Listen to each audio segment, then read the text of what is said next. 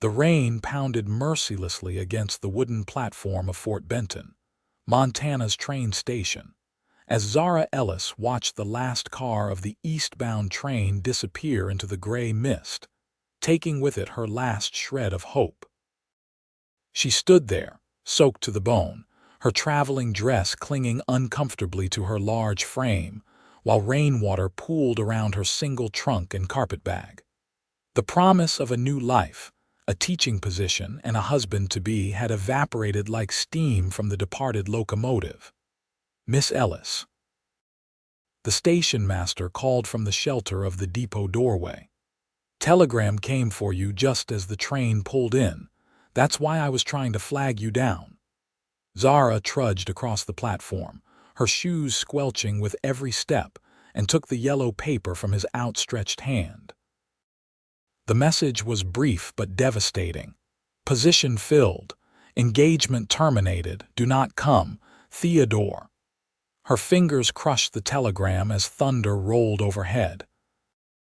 Theodore Carmichael had courted her through letters for nearly a year, after placing an advertisement seeking a schoolteacher willing to become a wife. They had exchanged photographs, though hers had been carefully posed to minimize her size, and she had finally scraped together enough money for the journey west.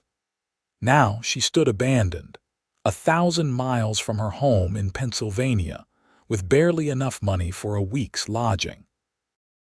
"I'm terribly sorry, miss," the station master said, genuine sympathy in his weathered face. "Next eastbound train won't be through till Tuesday next." Zara nodded numbly. "Is there a boarding house nearby where I might stay until then, Mrs.? Willoughby's place is just down the street, though she's mighty particular about her boarders." His eyes flicked over Zara's substantial figure before quickly darting away. The Golden Nugget Hotel might be more accommodating. The implication wasn't lost on her. Mrs. Willoughby wouldn't want someone of her size, worried perhaps about the strain on furniture or the amount of food she might consume.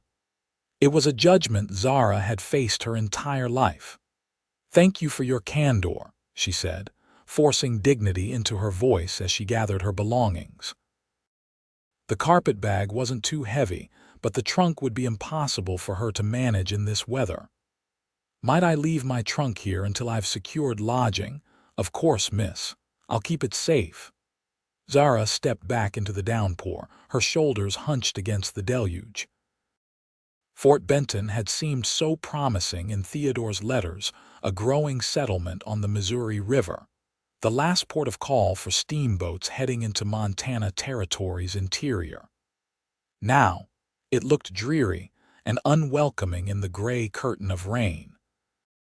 She had made it only halfway down the street, the muddy thoroughfare threatening to claim her shoes with each step, when she heard hoofbeats approaching from behind. A horse and rider emerged from the rain, the animal's coat slick with moisture, the rider's broad-brimmed hat pulled low against the weather. "Madam, you shouldn't be out in this," the rider called, bringing his horse alongside her. "You'll catch your death." Zara looked up into the most startlingly blue eyes she'd ever seen, set in a sun-weathered face beneath dripping dark blonde hair.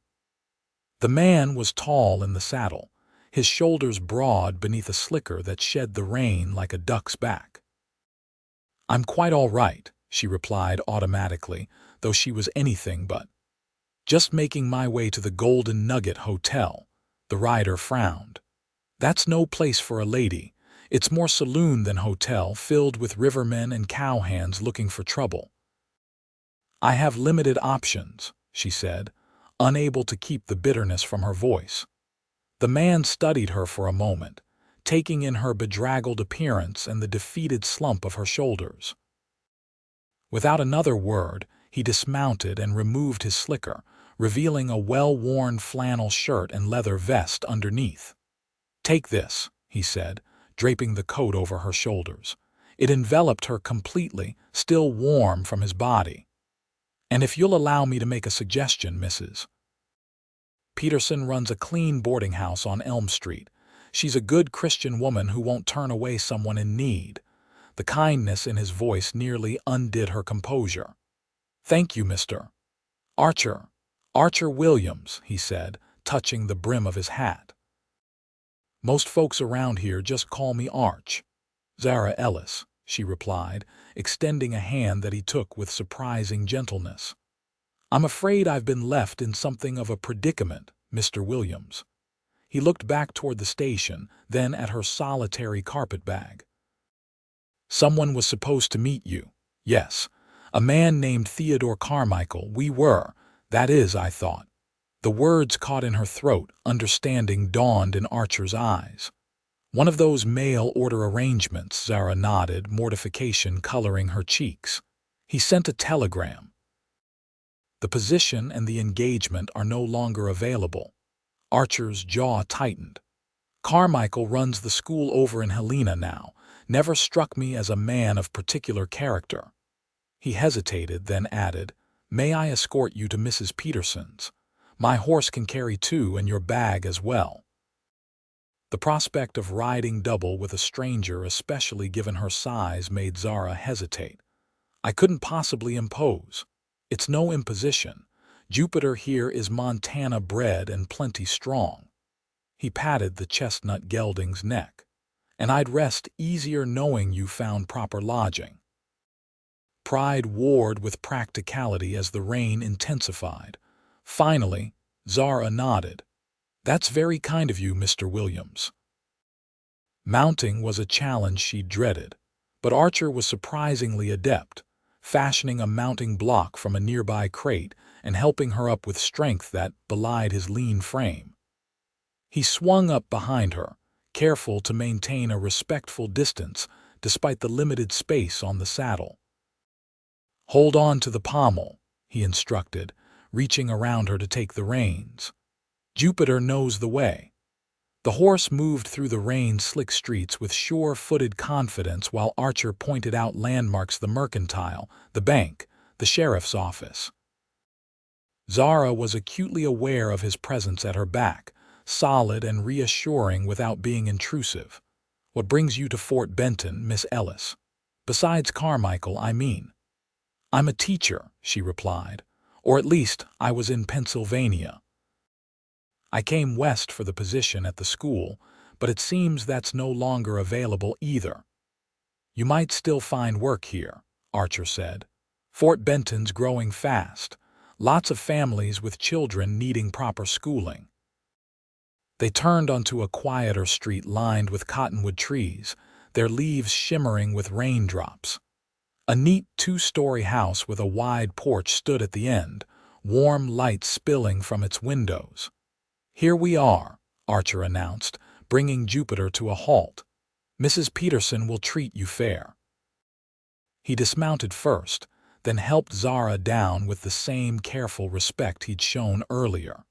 Her feet had barely touched the ground when the front door opened, and an older woman with silver-streaked hair peered out. Archer Williams, what brings you here in this weather? She called, then noticed Zara. And who's this poor drenched soul? Mrs. Peterson, this is Miss Zara Ellis, Archer replied, guiding Zara toward the porch with a light hand at her elbow. She's arrived from Pennsylvania and finds herself in need of lodging.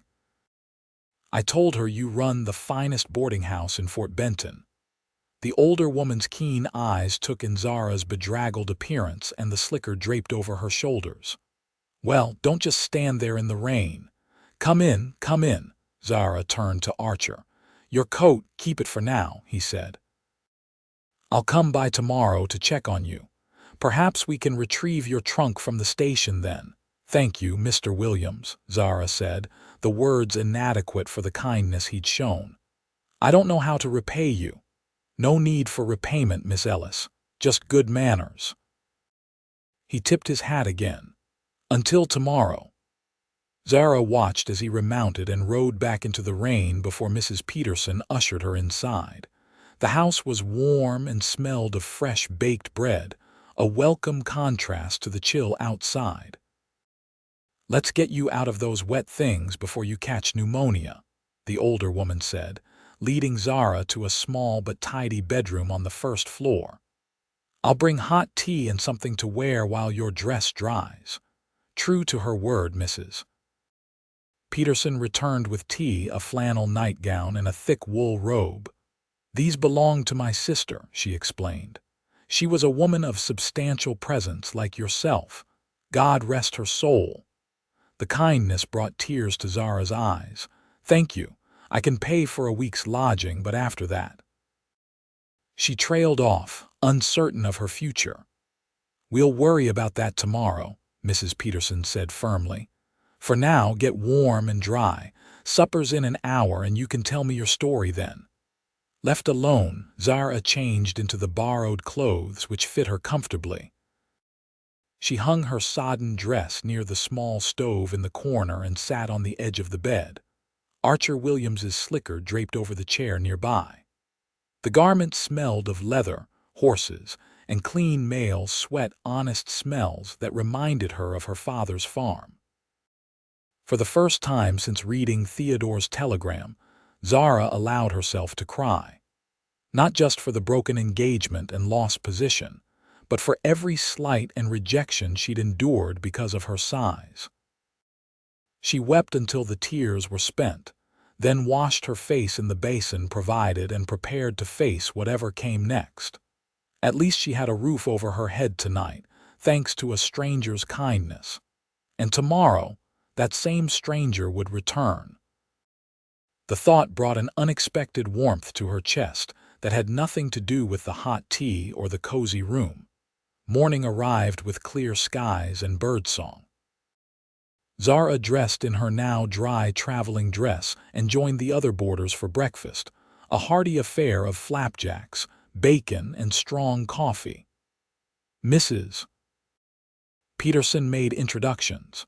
Two elderly sisters who had come west to join their brother, a young widow who worked at the mercantile, and a silver-haired gentleman who served as the town's telegraph operator. "Miss Ellis is a teacher from Pennsylvania," Mrs. Peterson explained, pouring more coffee for everyone. "She's looking for a position here in Fort Benton." "Well now, that's fortunate timing," the telegraph operator, Mr. Finch, remarked. "Town council just voted last week to establish a proper school. They've got the building, old McCready Place on the hill, but no teacher yet." Zara's heart quickened. "Do you know who I should speak with about applying?" "Mayor Holbrook oversees the committee," Mrs. Peterson said. "I can introduce you this afternoon if you'd like." Before Zara could respond, a knock came at the door. Mrs. Peterson answered it to find Archer Williams standing on the porch, hat in hand, looking considerably more presentable than he had in yesterday's downpour. His blonde hair was neatly combed, and he wore a clean shirt beneath a tailored vest. "Good morning, Mrs. Peterson. I've come to check on Miss Ellis." The landlady ushered him in with a knowing smile. "Just in time for second helpings, Archer. Miss Ellis is in the dining room." Archer stepped into the doorway, and Zara was struck again by his height and the intensity of his blue eyes, now visible in the clear morning light. He offered a smile that transformed his weather-lined face, revealing a dimple in his right cheek. "Miss Ellis, I trust you slept well." "Very well, thank you, Mr. Williams." She rose, conscious of the other boarders' curious gazes. "Your coat is in my room. Let me fetch it for you." "No rush," he said. "I thought we might retrieve your trunk from the station after breakfast, if that suits you." Mrs. Peterson pressed a plate of flapjacks into Archer's hands. "Sit and eat first, young man. I won't have you leaving my table hungry." Archer complied, taking a seat beside Zara. The conversation flowed easily as the other boarders peppered him with questions about his ranch and the cattle market.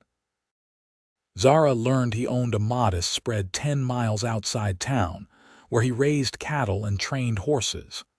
"Mr. Williams is being modest," Mrs. Peterson interjected. "His horses are the finest in the territory. Even the army buys from him." Archer shrugged off the praise. "Just trying to make an honest living." After breakfast, Zara fetched Archer's slicker while he brought his wagon around. It was a well-maintained buckboard with a team of matched bays that stood patiently in the morning sun. "Your coat," she said, handing it to him. "Thank you again for your kindness yesterday." He took the garment with a nod. "Glad I could help. Shall we get your trunk? Then perhaps I could show you around Fort Benton if you'd like." The offer surprised her. "Don't you have work to attend to?" "My ranch hands can manage for a day," he replied. "Besides, if you're considering staying in Fort Benton, you ought to know what sort of town you're settling in." The morning passed pleasantly as they retrieved her trunk and toured the settlement. Fort Benton had grown from a fur trading post to a bustling river port, with steamboats regularly arriving from St. Louis. Archer pointed out the landmarks: the courthouse, the church, the newly established bank, speaking with evident pride about the town's progress. "And this," he said, stopping the wagon before a large white clapboard house set on a hill overlooking the river, "is what will soon be Fort Benton's school." Zara studied the building with professional interest. "It has good light," she observed, "and plenty of space for multiple classes." "You sound like you're already planning lessons," Archer noted with a smile. "Force of habit," she admitted. "I've been teaching since I was 18. "How did you come to be a teacher?" The question was asked with genuine interest, without the condescension she often encountered. Zara found herself sharing more than she'd intended. "My mother died when I was young. My father raised my brother and me on our farm in Pennsylvania. He believed strongly in education, especially for girls. When the local school needed a teacher, he encouraged me to apply." She smiled at the memory. "I was terrified, but he said, 'Zara, your size may limit what some people think you can do, but your mind has no such constraints.'" Archer's gaze was thoughtful. "Your father sounds like a wise man." "He was. He passed 2 years ago. My brother took over the farm with his wife and I." She hesitated. "Well, I decided it was time for a change." "So you answered Theodore Carmichael's advertisement." Zara nodded, embarrassment coloring her cheeks. "It seemed like an adventure, a new start." "Perhaps it still can be," Archer said, his voice gentle. "Just not the way you planned." They continued their tour, stopping at the mercantile where Archer introduced her to the owner, who happened to be on the school committee. By the time they returned to Mrs. Peterson's for the midday meal, Zara had an appointment with Mayor Holbrook for the following morning. "I can't thank you enough," she told Archer as they sat on Mrs. Peterson's porch after lunch. "You've done so much for a complete stranger." "Not a stranger anymore," he pointed out. "And I'd like to think someone would do the same for my sister if she were in a similar situation." "You have a sister," he corrected quietly. "Annabelle. She passed from scarlet fever when she was 16. I was 20 at the time, already out west trying to make my fortune." "I'm sorry," Zara said, recognizing the familiar shadow of grief in his eyes. They sat in companionable silence for a moment, watching as a steamboat made its way upriver, white smoke puffing from its stacks. "What will you do if you don't get the teaching position?" Archer asked eventually. Zara sighed. "Return east, I suppose, though I've barely enough money for the train fare." "Fort Benton would be losing a fine teacher," he said. "I hope it doesn't come to that." The conviction in his voice warmed her. "You hardly know me, Mr. Williams." "I know enough," he replied simply. "And please call me Archer, or Arch if you prefer." "Arch," she tested the name. "Then you must call me Zara." He smiled that transformative smile again. "Zara it is." He left shortly after, promising to return the next day to hear how her meeting with Mayor Holbrook went. Zara watched him drive away, a curious lightness in her chest despite the uncertainty of her situation. Mrs. Peterson appeared beside her, a knowing look on her face. "Archer Williams is a good man," she said. "One of the best in these parts. He's been very kind, Zara agreed carefully. The older woman's eyes twinkled. In all the years I've known him, I've never seen him take such an interest in showing a newcomer around town. Zara felt her face grow warm. I'm sure he's just being neighborly. If you say so, dear. Mrs. Peterson patted her arm. Now, let's make sure you're prepared for that meeting tomorrow. First impressions matter. The meeting with Mayor Holbrook the following morning went better than Zara could have hoped. The balding, barrel-chested man reviewed her credentials, asked pointed questions about her teaching philosophy, and finally leaned back in his chair with a satisfied nod. Miss Ellis, Fort Benton needs a schoolteacher with experience and dedication. The position pays $30 a month, with lodging provided in rooms above the schoolhouse. We'd like you to start as soon as possible, with classes beginning in 2 weeks' time. Joy bubbled through Zara's chest. I accept, Mayor Holbrook. Thank you for this opportunity. Thank you for being available, he replied, rising to shake her hand. Providence works in mysterious ways, doesn't it? If Carmichael hadn't been such a fool, we wouldn't have gained such a qualified teacher. Zara stiffened at the mention of Theodore. You know about that. The mayor looked chagrined. Small town, Miss Ellis. Word travels. For what it's worth, most folks here think Carmichael showed his true colors by breaking his promise. His loss is our gain. Outside the mayor's office, Zara took a moment to collect herself. A teaching position with lodging included. It was more than she dared hope for after reading Theodore's telegram. Archer was waiting by his wagon across the street. When she approached with a wide smile, he straightened eagerly. Good news. The best, she confirmed. I'm to be Fort Benton's schoolteacher starting immediately. His face lit up. Congratulations. This calls for a celebration. Dinner at the River's Edge restaurant, my treat. The invitation surprised her. Oh, I couldn't impose, it's not an imposition, he interrupted gently. It would be my pleasure. Looking into his earnest blue eyes, Zara found herself nodding. Then I accept. Thank you. The River's Edge was Fort Benton's finest establishment, with white tablecloths and crystal glasses that sparkled in the lamplight. Zara wore her best dress, a deep green wool that complemented her auburn hair, and Archer arrived in a suit coat that emphasized his broad shoulders.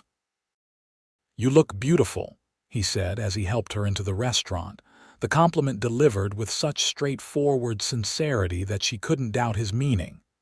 Thank you, she replied, fighting the blush that threatened to overwhelm her fair complexion. You're quite handsome yourself. Dinner was a revelation. Archer was attentive without being overbearing, interested in her opinions without seeming condescending. They discussed books they'd both read, shared stories of their childhoods, and found common ground in their love of horses. My father taught me to ride when I was barely tall enough to reach the stirrups, Zara told him. He said a farm girl needed to handle any animal on the property. Smart man, Archer agreed, though I imagine finding a suitable mount for a girl must have been a challenge. He had an old Percheron mare named Daisy, Zara said with a fond smile. Patient as a saint and gentle as a lamb. I learned on her, then graduated to more spirited horses as I grew older. You still ride then? She hesitated. Not for some time. After my father passed, there wasn't much opportunity, and to be honest, some activities become complicated when you're my size. Archer's gaze was direct. I have a mare at my ranch that would carry you easily, strong-backed and steady but with enough spirit to make riding interesting. Perhaps you'd like to come out sometime and meet her. The invitation hung between them, fraught with meaning beyond a simple ride.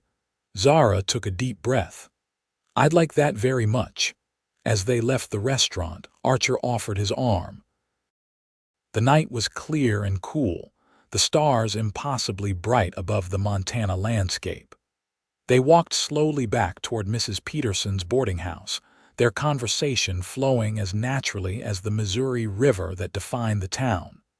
"When do you move into the schoolhouse?" Archer asked as they approached Mrs. Peterson's gate. "Tomorrow," Zara replied. "The mayor said the rooms are furnished but need a woman's touch. I'll spend the next 2 weeks preparing the classroom and getting to know the families before classes begin." They paused at the gate. Archer took her hand, his touch warm and reassuring. "I'm glad you're staying in Fort Benton, Zara." "So am I," she admitted. "It feels right somehow." He hesitated, then brought her hand to his lips for a brief, gentle kiss. "Good night, Miss Ellis. Sleep well."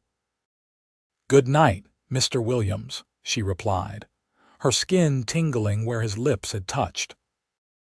She watched him walk back to his wagon, his tall figure silhouetted against the starry sky, and felt a flutter of something she hadn't experienced in years. Hope, not just for her career, but for possibilities she'd long since abandoned. The following weeks passed in a blur of activity. Zara moved into the rooms above the schoolhouse, a sitting room, bedroom, and small kitchen that were indeed comfortably furnished. She spent her days organizing the classroom, creating lesson plans, and visiting the families of her future students. Evenings often found her in Archer's company, whether for dinner at the river's edge, a stroll along the riverfront, or quiet conversation on the schoolhouse porch. Through these encounters, she learned more about the man who had offered his coat in the rain. Archer had come west as a young man of 20, worked as a ranch hand, then a foreman, saving every penny until he could buy his own land. He'd built his ranch from nothing, weathering drought, harsh winters, and cattle thieves through sheer determination.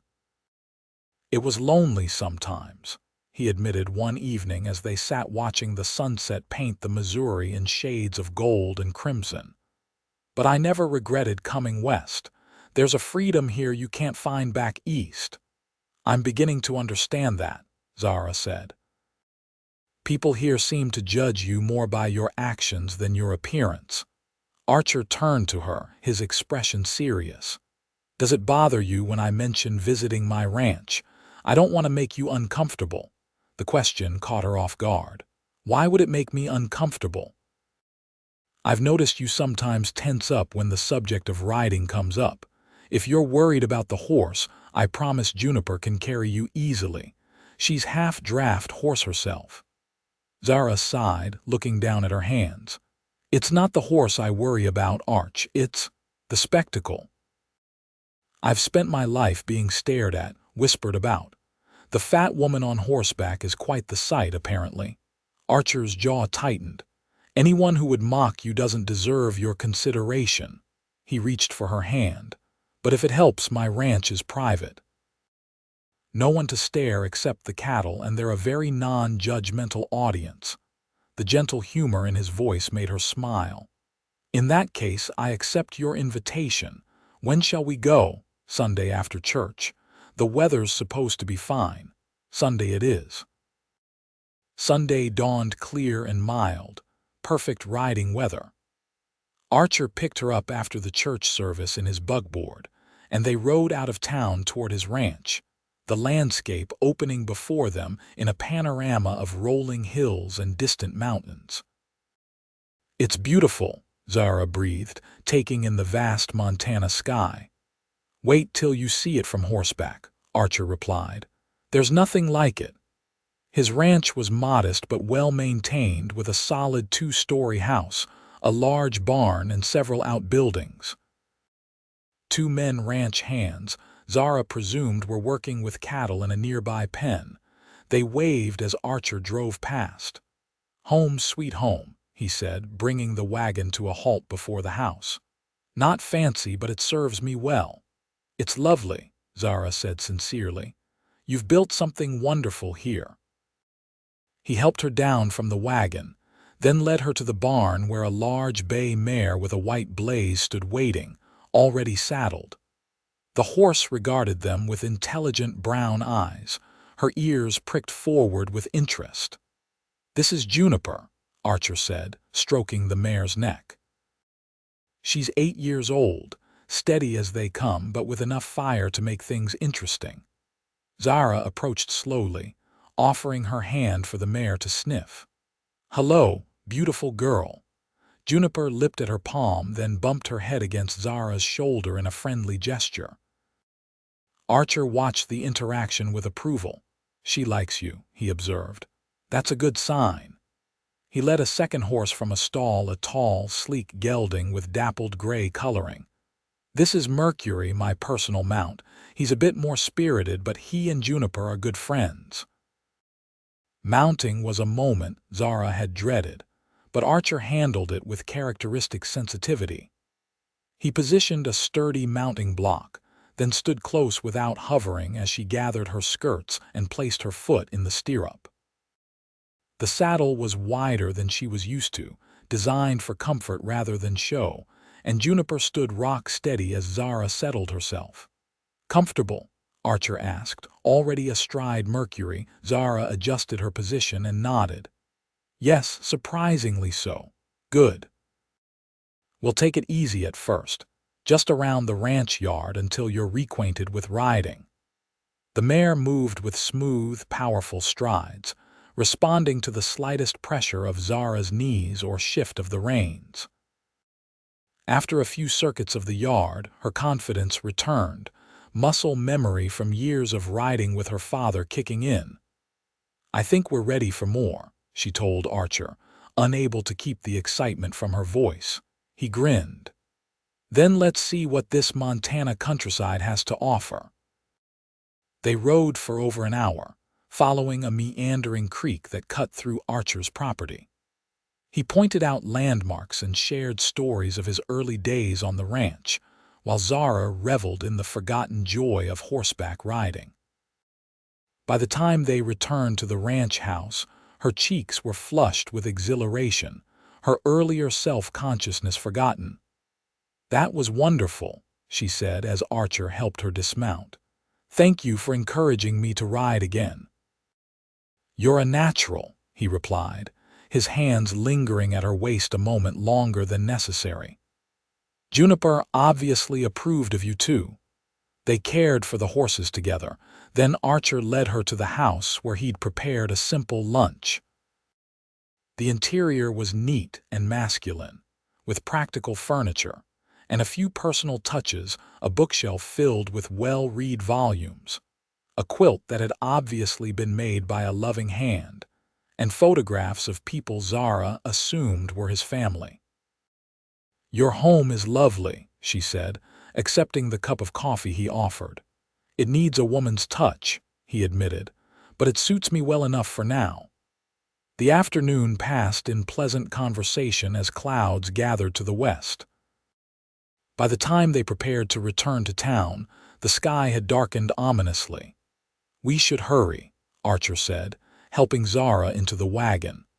"That storm looks to be moving fast."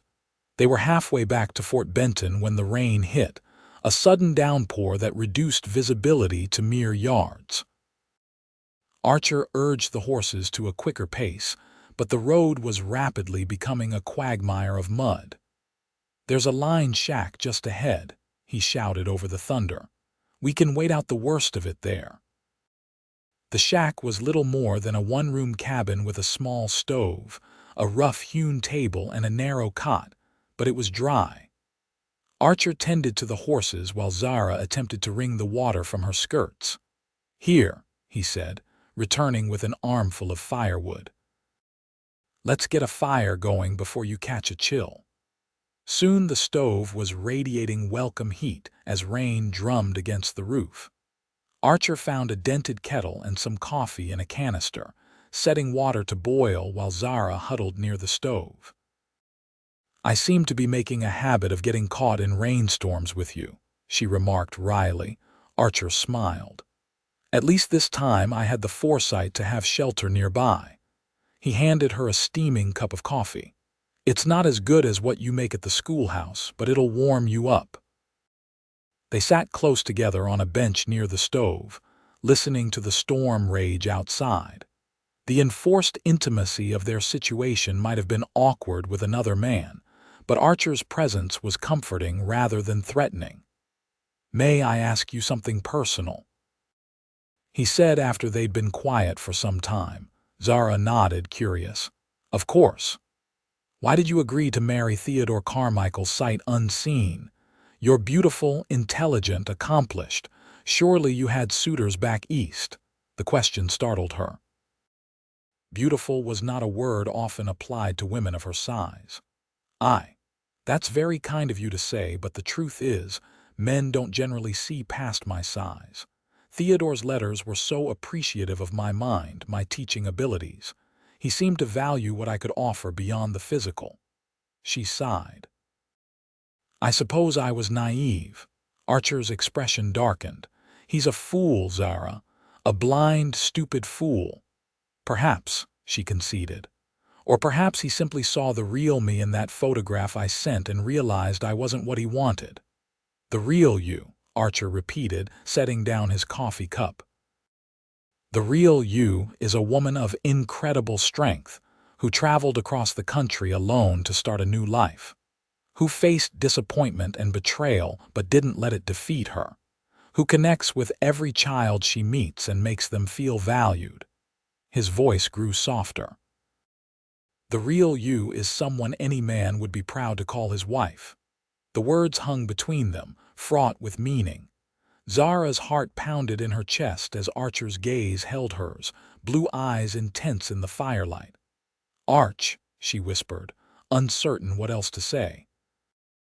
He reached out slowly, giving her time to pull away, and brushed a strand of damp hair from her face. "I've wanted to do this since the moment I saw you standing in the rain," he murmured, and then his lips were on hers, gentle but insistent.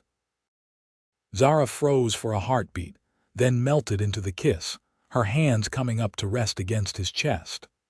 Archer's arms encircled her, drawing her closer, his touch reverent as if she were something precious. When they finally parted, both breathing heavily, Zara searched his face for any sign of regret or pity. She found only warmth and desire that mirrored her own. "I should apologize," Archer began, "but I'm not sorry." Zara laughed softly. "Neither am I," she sobered. "But Archer, are you certain?" "I'm not. I mean, I don't look like most women." "Thank God for that," he replied fervently. "I don't want most women, I want you, Zara Ellis, exactly as you are." The storm passed eventually, leaving behind puddles and a fresh, washed scent in the air. They returned to Fort Benton as dusk was falling, both quiet with the weight of what had transpired between them. At the schoolhouse door, Archer took her hand. "I'd like to court you properly, Zara, if you'll allow it." Joy bubbled up within her. "I'd like that very much." He kissed her once more, briefly but with promise, before departing. Zara watched him go, touching her lips in wonder. Perhaps Theodore's rejection had been a blessing in disguise, leading her not just to Fort Benton, but to Archer Williams. The next 2 months passed in a whirlwind of work and courtship. Zara's school opened with 28 students ranging from 5 to 16 years of age. She quickly established herself as firm but fair, earning the respect of both children and parents. Her evenings and weekends were often spent with Archer, who courted her with a dedication that touched her deeply. There were picnics by the river, rides on his land, dinners at the river's edge, and quiet evenings on the schoolhouse porch. Archer brought her wildflowers, books he thought she'd enjoy, and once, memorably, a kitten he'd rescued from a flooded creek. "She needs a home," he'd explained as the tiny calico purred in Zara's hands, "and I thought you might like the company." The kitten, whom Zara named Harriet after her favorite author, became a beloved companion, often curling up on the desk as she prepared lessons. Not everyone approved of their courtship. Zara occasionally overheard whispers when they walked together, comments about her size, speculation about what a handsome man like Archer Williams saw in her. The first time it happened, she'd stiffened, waiting for Archer to react with embarrassment. Instead, he'd squeezed her hand and said loudly enough for the gossipers to hear, "I'm the luckiest man in Montana, walking out with the most beautiful, intelligent woman in the territory." The words and the pride with which he said them had brought tears to Zara's eyes. As autumn painted the cottonwoods along the Missouri in shades of gold, Archer began spending more time in town. He attended school functions, helped repair the schoolhouse roof, and became a familiar figure to Zara's students, who adored his stories of ranch life and his patience with their endless questions. "Mr. Williams," 10-year-old Emma Dawson asked one afternoon as he helped build bookshelves for the classroom, "are you going to marry Miss Ellis?" The question, delivered with a child's innocent directness, brought a flush to Zara's cheeks. She opened her mouth to redirect the conversation, but Archer's response stopped her. "I certainly hope so, Miss Dawson," he said seriously, "if she'll have me." The children giggled while Zara stood frozen, uncertain if she'd heard correctly. Archer met her gaze across the room, his expression completely earnest. Later, after the children had gone home, he approached her desk where she sat grading arithmetic papers. "I hope I didn't embarrass you earlier." Zara set down her pencil. "You surprised me," she admitted. "I wasn't sure if you were just humoring Emma." Archer knelt beside her chair, taking her hands in his. "Zara Ellis, I have never been more serious about anything in my life. I love you. I think I've loved you since I saw you standing in the rain that first day, too proud to ask for help but too practical to refuse it when offered." "Archer," she breathed, her heart pounding. "I know it's fast," he continued. "We've known each other less than 3 months. But when something's right, it's right." He squeezed her hands gently. "I'm not asking right now. When I do, it will be proper with a ring and all the ceremony you deserve. But I wanted you to know my intentions are honorable and my feelings are real." Tears welled in Zara's eyes. "I love you too," she whispered. "I never thought, I never dared hope." Archer rose, drawing her up with him, and kissed her with a tenderness that made her toes curl. "Hope, Zara," he murmured against her lips. "Hope for everything." 2 weeks later, on a crisp October evening, Archer invited Zara to dinner at the river's edge. She wore her best dress, a new one she'd ordered from the Mercantile, deep blue with delicate embroidery at the collar that complemented her auburn hair. Archer was waiting outside the restaurant, more formally dressed than she'd ever seen him, his blonde hair neatly combed and his boots polished to a shine. His eyes lit up when he saw her. "You're breathtaking," he said, offering his arm. The restaurant's best table awaited them, set with fine china and crystal, a bouquet of late-blooming wildflowers at its center. Conversation flowed easily through the meal, though Zara noticed Archer seemed uncharacteristically nervous, checking his pockets several times. After dessert, a confection of apple and cinnamon that melted on the tongue, Archer cleared his throat. "Zara, these past months have been the happiest of my life." "Mine too," she said softly. "When I offered you my coat that day at the station, I had no idea I was meeting the woman who would change everything for me." He reached across the table, taking her hand. "You've brought joy, laughter, and purpose into my life. You've made me see possibilities I never imagined." He rose from his seat and, to Zara's astonishment, knelt beside her chair. Conversations around them hushed as diners turned to watch. "Zara Ellis," Archer said, his voice steady despite the emotion in his eyes. "I love you more than I ever thought possible. Would you do me the extraordinary honor of becoming my wife?" From his pocket, he produced a ring, a delicate gold band set with a single perfect diamond that caught the lamplight and scattered it in rainbows. Tears spilled down Zara's cheeks as she nodded. "Yes," she managed through the tightness in her throat. "Yes, Archer Williams, I will marry you." The restaurant erupted in applause as Archer slipped the ring onto her finger, then rose to kiss her, his own eyes suspiciously bright. "I promise to love you every day of our lives," he whispered against her ear. "Exactly as you are." The following Sunday, Mayor Holbrook announced their engagement from the church pulpit, to the delight of the congregation. Plans were made for a December wedding, allowing time for Zara's brother and sister-in-law to travel from Pennsylvania for the ceremony. Preparations consumed the weeks that followed. Mrs. Peterson insisted on hosting a quilting bee to create a wedding quilt, while the mothers of Zara's students organized a kitchen shower that left her overwhelmed with gifts and good wishes. Archer, meanwhile, was expanding his house, adding a larger kitchen and a second bedroom for the future, he said with a meaningful smile. November brought the first snow, and a letter from Zara's brother confirming that he and his wife would arrive by train the week before the wedding.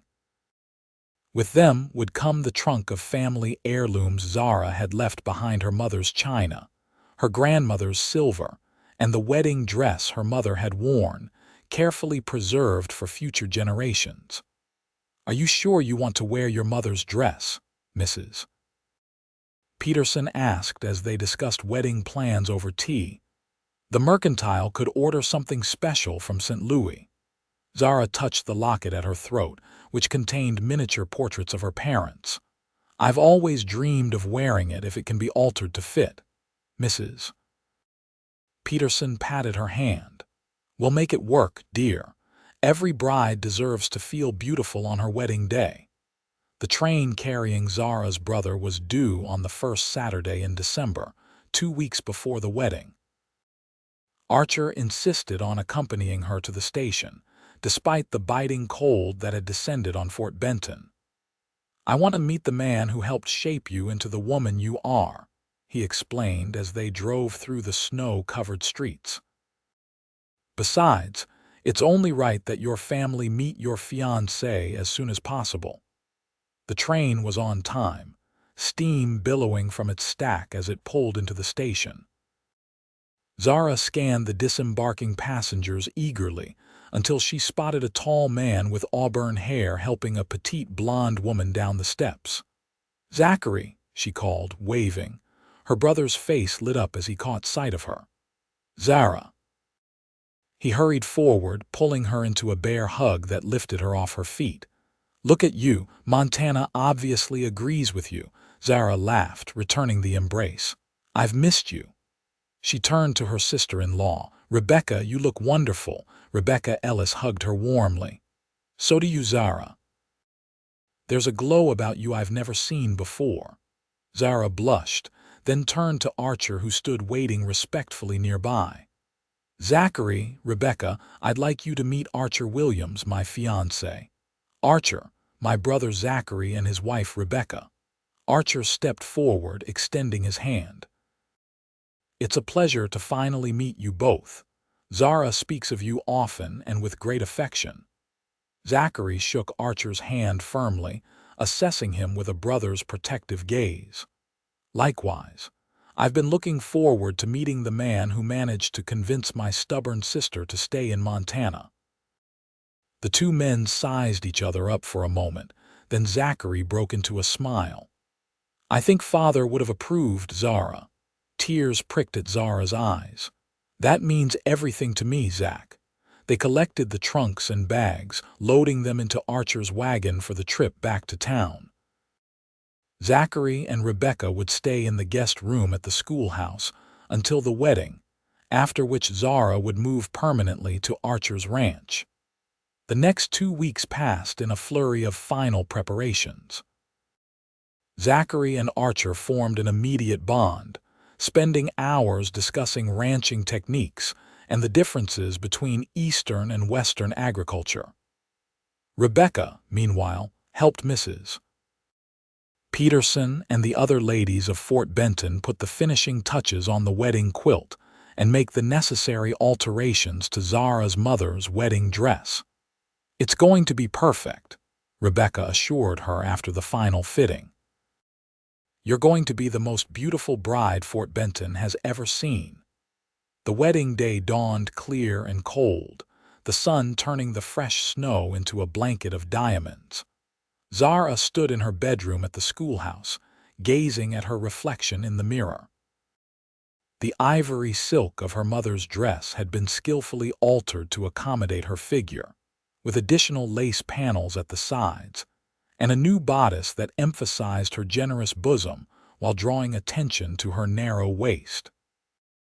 Rebecca arranged the veil over Zara's auburn curls, securing it with the pearl combs that had been in the Ellis family for generations. "There," she said, stepping back. "You're ready." A knock at the door heralded Mrs. Peterson, who gasped when she saw Zara. "Oh, my dear. You're absolutely radiant." Zachary was waiting in the sitting room, handsome in a new suit, his expression softening as Zara appeared.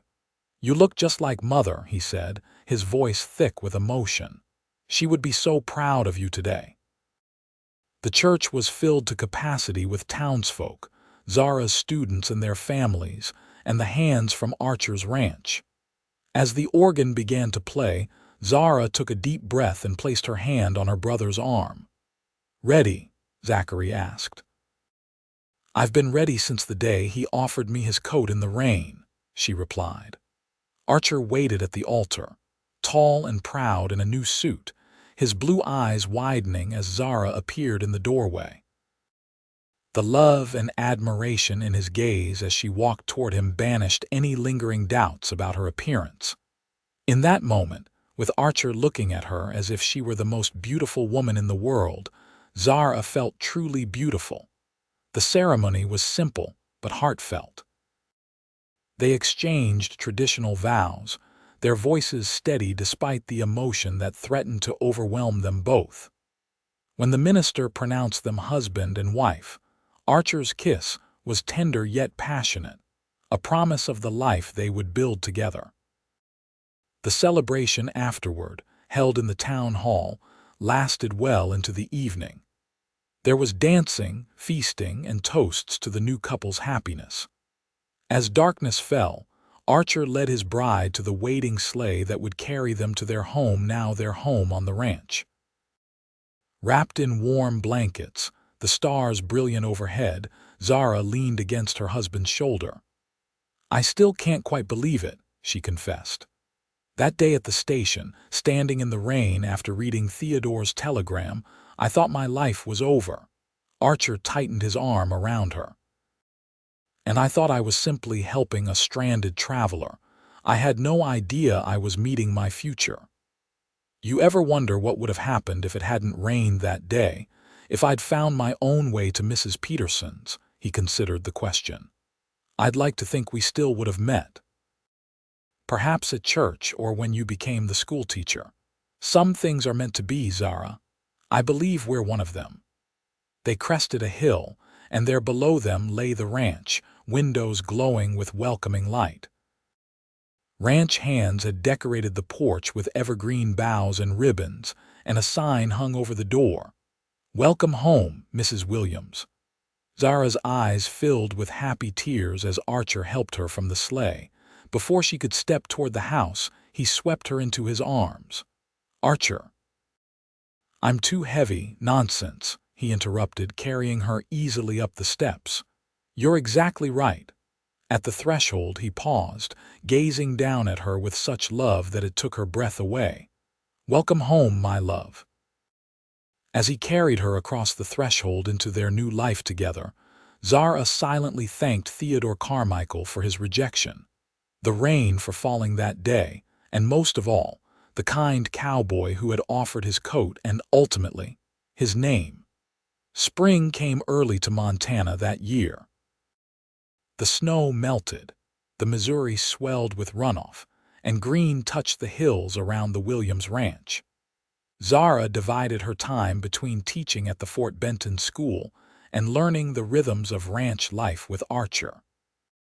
Weekdays found her in the classroom, while weekends and evenings were spent at the ranch, where she was slowly making the house truly their home.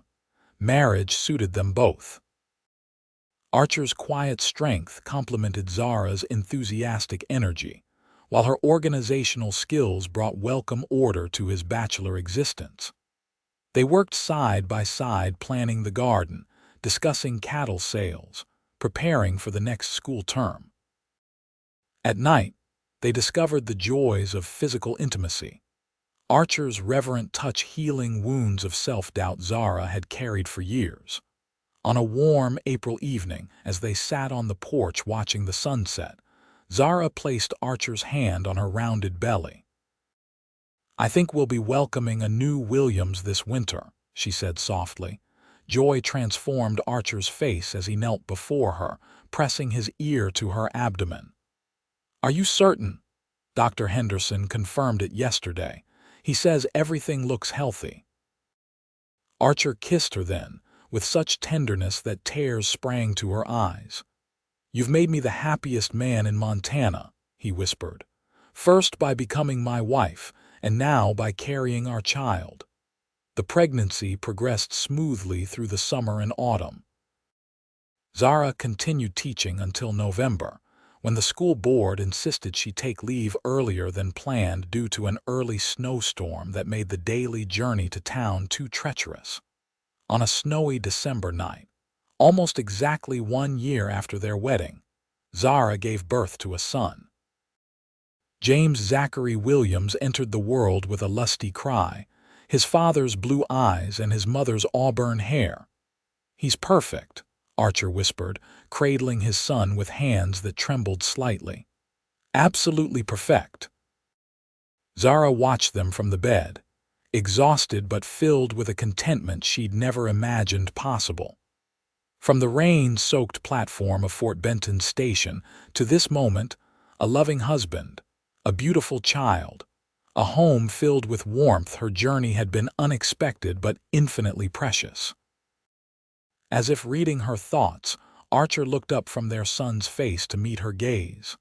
"Thank you," he said simply. "For what?"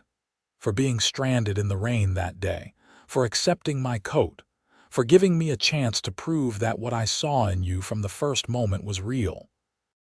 He rose carefully, still holding James, and sat beside her on the bed.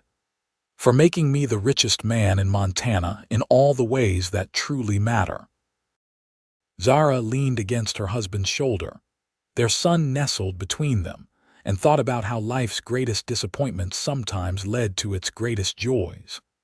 Theodore Carmichael's rejection had broken her heart, but had also set her on the path to true love. The rain that had soaked her to the skin had also brought Archer Williams into her life. "I love you," she whispered to her husband as their son drifted to sleep in his father's arms. "More than I ever thought possible." Archer pressed a kiss to her forehead. "And I love you, Zara Williams. Exactly as you are. Always." Outside, snow continued to fall, blanketing their land in pristine white, while inside, the family Archer and Zara had created remained warm, safe, and filled with promise for all the years to come.